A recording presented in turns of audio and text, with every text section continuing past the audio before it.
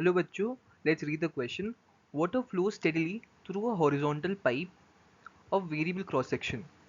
If the pressure of water is P1 is P at a point where the flow speed is V, the pressure at another point where the flow speed is 2V is. So question में बोला गया है कि एक horizontal pipe है जिसका variable cross section है, उसमें से पानी फ्लो हो रहा है और बोला गया है कि एक पॉइंट पे pressure of water is P जहाँ पे speed of water flow is V. तो हम लोगों को प्रेशर दूसरे पॉइंट पे निकालना है जहाँ पे फ्लो स्पीड 2V है. Density of the water is given to be rho. So let's see the key concept of this question. Key concept क्या है इस क्वेश्चन में? Key concept is Bernoulli's theorem. Bernoulli's theorem जो कि state करता है, it states that the pressure, the kinetic energy of the flowing water and gravitational potential energy is constant for flowing water and ये constant रहता है throughout. यहाँ पे रो है, यहाँ पे रो is density of water, row is density of liquid, density of liquid, density of liquid. V is flow speed, V is flow speed, flow speed.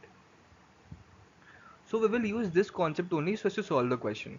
So question में दो points बोलेंगे, point 1 and point 2. मैं यहाँ पे point 1 लिखता हूँ, point 1.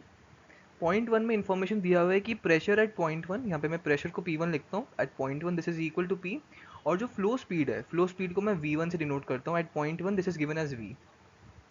अब जो दूसरा पॉइंट दिया हुआ है, अनदर पॉइंट, पॉइंट 2, यहाँ पे दो प्रेशर है P2, हम लोग को ये निकालना है, और जो फ्लो स्पीड है दैट इज V2 वो गिवन है as 2V.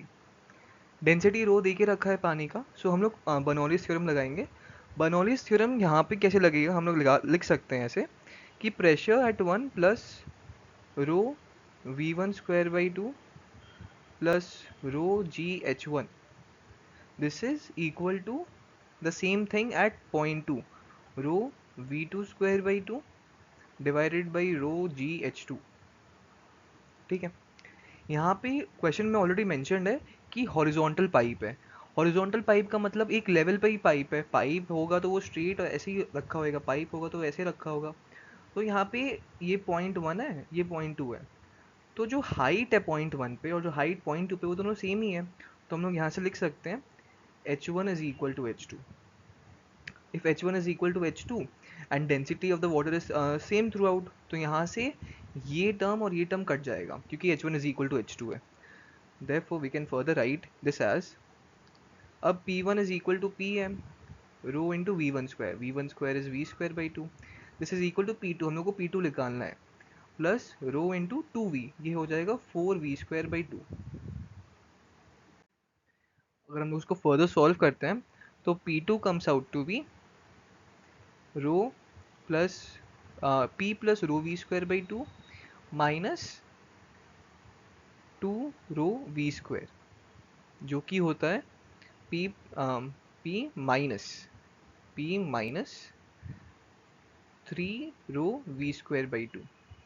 So pressure at point 2 is, pressure at point 2 हम लोग लिख सकते हैं it is equal to this P2, pressure at point 2, this is equal to P minus 3 rho V square by 2. और हम लोग देख सकते हैं कि आंसर ए मैच कर रहा है, ऑप्शन ए मैच कर रहा है, and we can easily write answer to be a, that is P minus 3 rho V square by 2. So I hope आप लोगों को सोल्यूशन समझ आया होगा. Thank you.